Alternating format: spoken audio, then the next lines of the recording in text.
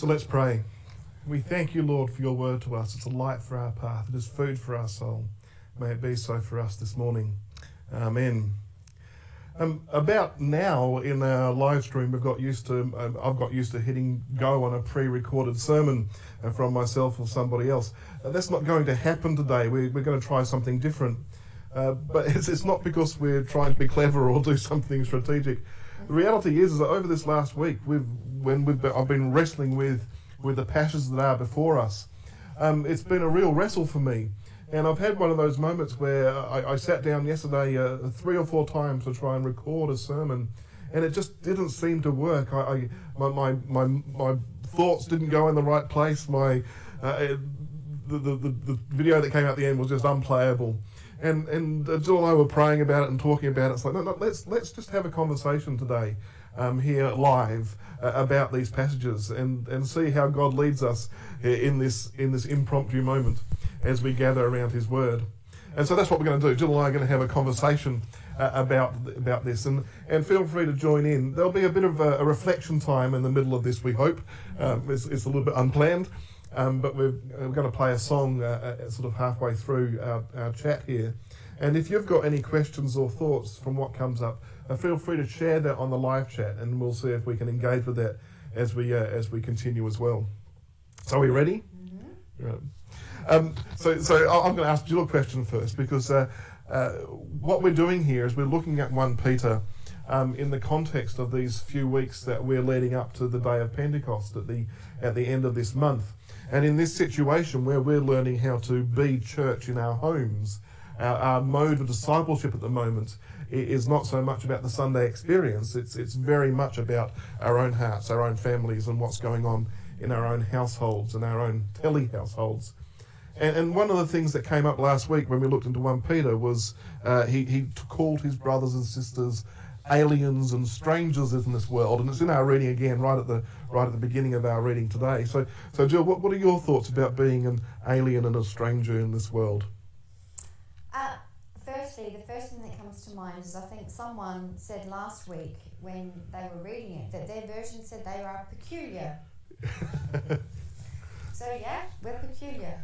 But no, my first thought is actually, when I think of being aliens and strangers in this world, is that this is not my home. And by that I don't mean England is not my home, this house is not my home. That's not what I'm saying. I'm saying that I'm a citizen of heaven first, and even then I don't mean heaven as in like pie in the sky up in the clouds, that's where I'm going. I mean that I'm a citizen of Jesus.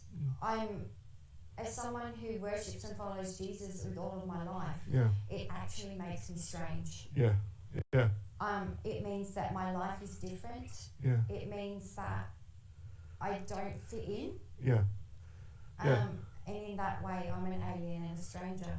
I mean, that sense of being strange and being different is something that Peter emphasises. It's actually and it's actually crucial, I think, to the discipleship that we experience, because how are we different?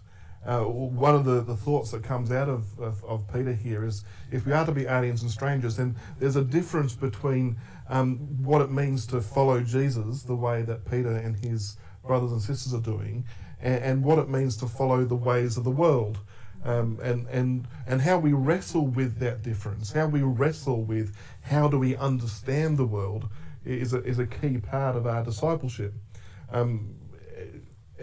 Because if we consider the world as something that's inherently good, and of course there is goodness in the world, God made it good, but if we see it as something which can be harmonious with the ways of Jesus, if we can consider our ways as being as we can be comfortable in the world and in the way of Christ, then that changes our discipleship.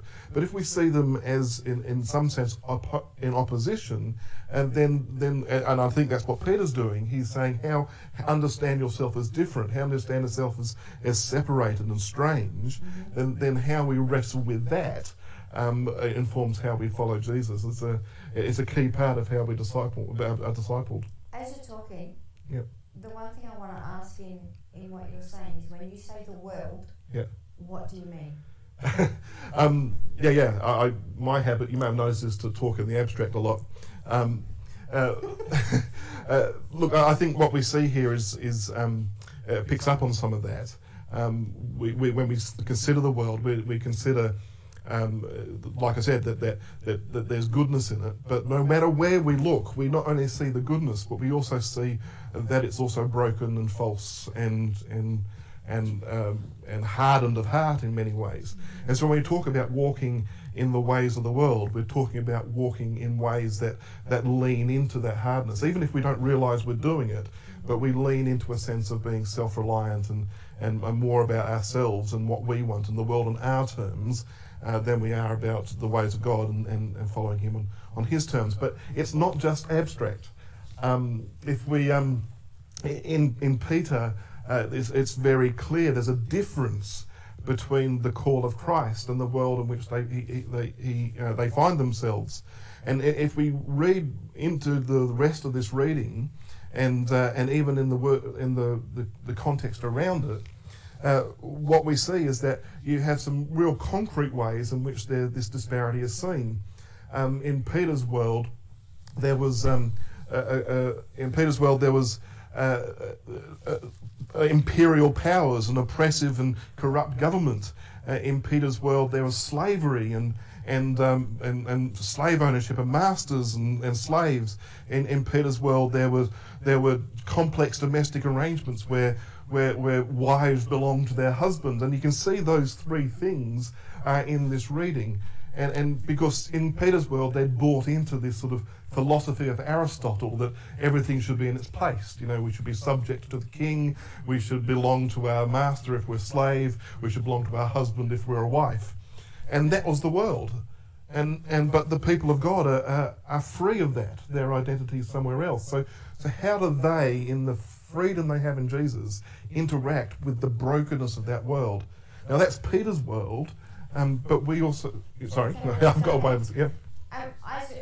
We're talking about Peter's world, but when we're talking about Peter, we're also saying this is the same Peter that walked closely with Jesus, who lived with him for 3 years, who followed the way of this and adored this man Jesus, but also denied him. Yeah. And this same Peter is the Peter that was totally transformed at Pentecost. And I'm just thinking on that as you're talking about in Peter's world. So this is what it looked like, and yet this is the person who is speaking. And he said later on when he talks, he turns to Jesus as an example. You can say, well, he knows what he's talking about. He saw it happen. But I think what that raises in us when we wrestle with our discipleship in this time is, well, what is the world in which we live? That is different and opposed to the way of Christ. We live in a world that's full of consumerism, and it's full of individualism, and it puts before us all the sorts of idols and priorities and values that if we followed them, we would be commended and successful, yet they would also compromise us in our devotion to Jesus. And so one of the questions to reflect on in a minute is to consider how we view this world. Is it our friend, or is it something that is wooing us away from the way of Christ? The other thing that when I read this passage that I think about too is we can think about the world and the circumstance which we live in, the powers that be, the political powers that be, our financial situation, like the things that happen to us. But then also we have our inner world. And that's the part that is a lot more difficult to escape. But there is also the part that we need to be offering to Jesus at the same time. It's actually, I think, the part that where we can become most free and where we stand out even more, when we have that surety in Christ alone, that is who we are. That's what resonates. That's what, that's just my thoughts. But they're Peter's thoughts as well, and right at the beginning, his first thing that he talked about. In fact, I'll put up the Bible scriptures here so we can see them. Is we see here, it says, Dear friends, I urge you as foreigners and exiles to abstain from sinful desires which wage war against your soul. It's this first verse here. So before he talks about all the masters and the slaves and the emperor and all that sort of thing, he's first concerned about how the health of our soul. And that's also where we dip into where we can draw upon Jeremiah, which is the ancient wisdom that Peter's also drawing upon. And so we can go there for a second. Now, you and I have been talking about these Old Testament passages, because in this season we've been deliberately making use of and reflecting upon passages of the Old Testament that relate to the time of the exile, when the Babylonian army invaded the Jewish land and took them off. So you unpack that for us for a bit. I found, particularly during lockdown and the time of isolation, that there seems to be a real correlation with what it was a little bit like in exile, in that sense that we've lost a lot of what was our life. Yeah. It has been taken away. People feel that sense of grief in that everything they were doing and the person that they are in doing is gone. Yeah. We can't plan anything. This sermon is a good example of that. We can't plan ahead. We can't celebrate how we used to. We can't be with each other how we used to. We've sort of been stripped back. Yeah, so we've been stripped back to just us. Yeah. And at times that can mean that all we are is face to face with ourselves and are more confronted with ourselves, which is not necessarily a pretty sight. Yeah. And you start to think, actually, is this my life? But it then takes you, for me, God started to speak to me specifically from Jeremiah 17 and reminded me of even from 10 years ago. But that sense that I needed to plant myself in Him and go deep with Him. Or as soon as I get stripped back, as soon as anything happens that isn't in my plan, or I get disappointed, or something else happens, or then I fall apart again. Whereas when my roots go deep down, it means that I become immovable.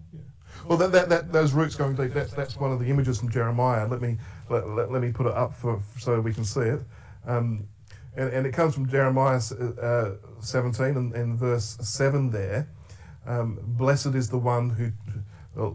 make sure it's on there. Blessed is the one who trusts in the Lord, whose confidence is in Him. They will be like a tree planted by the water that sends out its roots by the stream.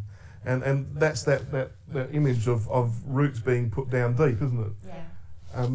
But it also, Jeremiah also has that other sense of being pared back. Yeah. And I think that relates to how the Jewish people reflected upon their time of being in exile. That in many ways on the outside it was an invasion by a military force, but what they understood it to be was a season that God had brought them into to strip them away of the things that they had clung to, and so that they could be pared back to that core of faith, because they understood that, and to use Peter's words, that they had stopped being strange for God. They had stopped being peculiar. They just looked like everyone else. Yeah. And so this season was bringing them back to who they really were. And so they'd entered into this time, and this time for them was a time that they, let me see here in verse 5, is a time which is a cursed time, a time where they're, and it looks like drought, it looks like dust. Cursed is the one who trusts in their own strength, in humankind, who draws strength from mere flesh, whose heart turns away from the Lord, who stops being different, who stops being strange. That person will be like a bush in the wastelands. They will not see prosperity when it comes. They will dwell in the parched place of the desert, in a salt land where no one lives. And so we have this image of, rather than a tree, it's a bush. And which has become dry and dusty and It's a shrub. Yeah, yeah. But I think this is, and here's the key thing, I think, is that, so you have this difference between that mode of trusting and not trusting in God, trusting in human strength, and that image of trusting in the ways of God and surrendering to Him, which is this image of a tree. But even with the tree, the drought is still there in verse 8. It does not fear when heat comes. Its leaves are always green. It has no worries in year of drought and never fails to bear fruit. And I think that's part of it too, isn't it? Yeah, I mean, when I hear of a tree where its leaves are always green, first of all... In fact, can I put up some of those photos? Sure. Ruth sent in some photos of tree roots going down deeply, so I'll put those up. Yeah. But it means there's a sense that no matter what the season is, even if you're in winter, that the roots have gone down so deep that they're not affected by what's going on around you, or even that our inner life is so deep rooted in Jesus that we become unshakable. As someone who comes, I mean, Australia has desert. I know what desert looks like, and I actually remember times growing up. I remember my mother talking about my grandfather's house, and a time when I think it was a willow tree was planted in the wrong place, and so it went looking for water. That natural tendency to try and to seek water, but there's a desperateness in that. And I think it's only in those times that, so for me personally, it's in the times when I've had pain and suffering, where I've known accusation and betrayal, where I've known adversity in any sort, that I've needed God even more. But that's what's caused my roots to go deep down. It's in my great need of Him. Whereas if we just look like the world, we're comfortable. If we just look like everyone else and we're not strange, we dry up in our comfort. We just dry up, and we don't actually feel like we need God. And Jeremiah recognises that and takes it to that place. I think where he takes it, he doesn't take it to some sort of abstract theory about stuff. He takes it to a matter of the heart. For us to put down our roots, especially in these adverse times, we run into the fact that our heart is deceitful above all things and beyond cure. Verse 9, our heart longs for comfort. There's a battle within us, if you like, between which way we go. And in verse 14, it comes up to the cry that I think is at the heart of this. It's a cry, "Heal me, Lord, and I will be healed. Save me, and I will be saved." That's the cry that this takes us towards. And it means we can't heal ourselves. We can't save ourselves. We can't be self-reliant, and that we need God. The other thing that intrigues me, and what is the word trust. And I think that word trust is actually a really big word. The word trust is a sense of a total laying down. I'm giving my all. I will surrender everything that I have been, and that I have to leave that behind in order to say, okay, God, you are Lord. So I'm trusting in the Lord. The other thing that I love, the correlation between both the Old and New Testament, is that overarching redemption story of who God is, and He's constantly drawing His people and wooing them back to Himself, almost allowing things to happen, even that's what makes them thirstier. When you look at the horribleness, the horrible politics and kings at play, when you look at Jeremiah, or the persecution, which we can't even imagine from Peter, but within it all, God draws us to Himself, and that is what makes us stand out. That is what makes us set apart, and that's what makes us look like His chosen people, and makes us. We're set apart by faith, not by something in our. We're going to pause it there just for a moment, and we're going to play a song.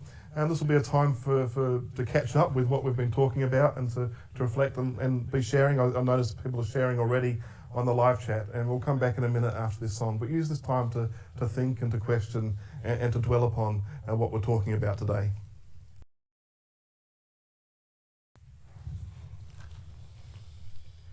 We're back. We are back.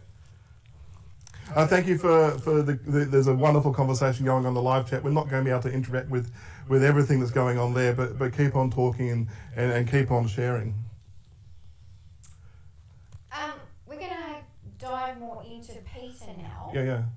Will, do you want to share some of your thoughts on looking at Peter more? Yeah. So the question then is how do we come back from the wisdom we see in Jeremiah back into this sense that Peter is talking to his friends, as he's talking to them about how they engage with the world, and of course this is where it's complex, where there is goodness in the world, but clearly there's parts of this world that are not good, and the example he calls us to, which then relates back to that image of the tree with the roots that go deep, is to Jesus himself.